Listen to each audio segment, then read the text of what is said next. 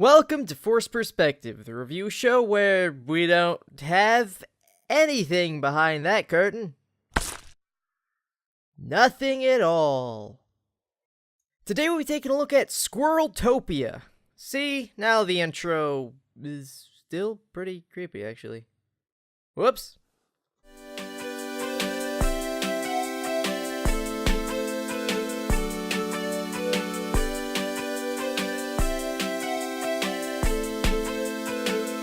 An evil squirrel steals all of the sacred squirrel gems.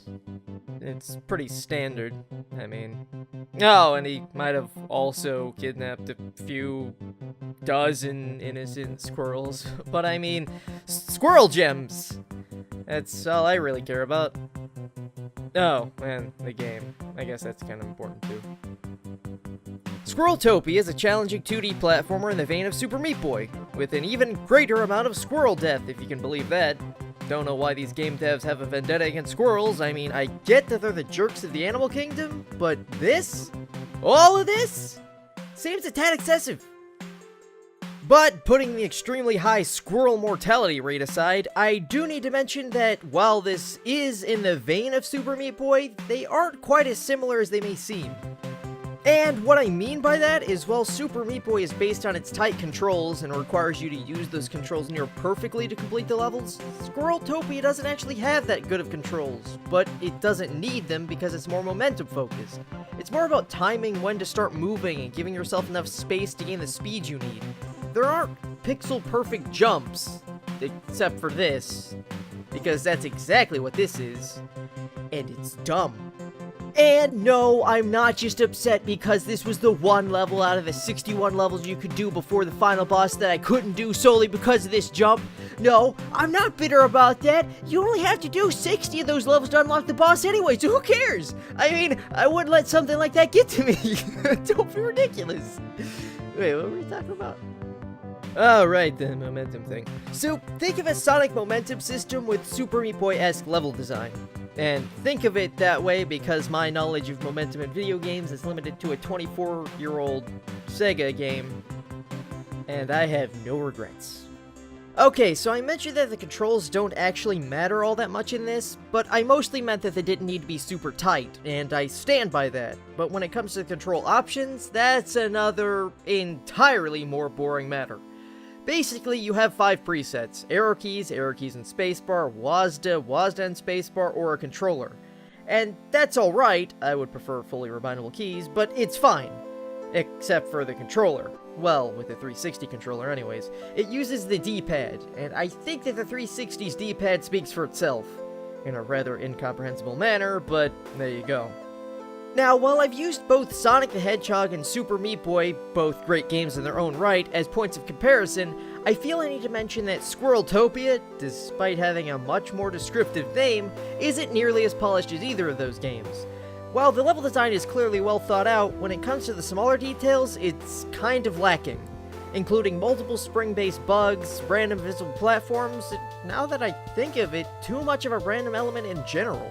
What I mean by that is, well, I think that this boss fight helps with that quite a lot, actually.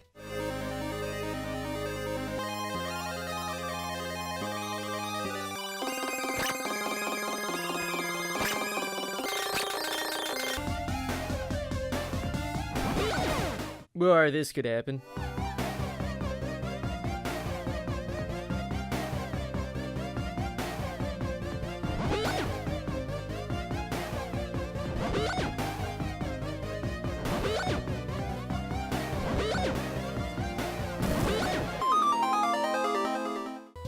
And when it comes to the boss fights, it's not a huge deal, still incredibly annoying, but the game has somewhat of a focus on speedruns, and in certain levels, these cannons fire seemingly randomly. And if you're wondering, yes, it does happen on that level. But if you're interested in going for the target time, that could be an issue, is what I'm trying to say. Well, that and the fact that they don't tell you what the time is. Wow. I'm kinda angry today. Wonder why that is. Strange. Anyways, they also seem to have randomly assigned certain levels to be unlocked after beating a later world's boss, which means you have to backtrack. It's most likely because of the level's theme, but I have to press left for at least 30 seconds because of it, and quite frankly, that is unacceptable. I have very important things to do. I can't think of any right now, but shut up. I will say that one of the random elements I do enjoy is the random squirrels you get whenever you die, ranging from standard to disturbingly gleeful and, my personal favorite, needlessly smug squirrel. Look at him, so full of unearned self-satisfaction, he even looks at the face of death with a sickening smirk. And now he is dead. That did not end well. And I guess while we're on the subject of things that don't actually matter, I should talk about the minigames. Here they are!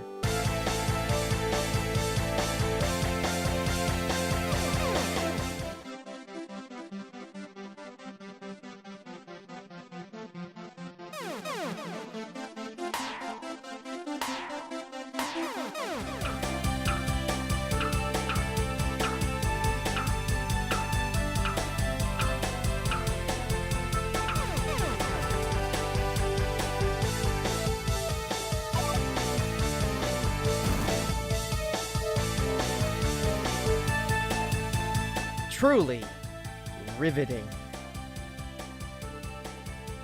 Wait a minute, just let me. Damn it! What? Hey, they're not great, but they're better than the bosses. Yeah, that's not like the bosses are terrible, but it's just varying degrees of jumping on something 5 times. And honestly, I feel like they just slow down the game, and that would have been better without them.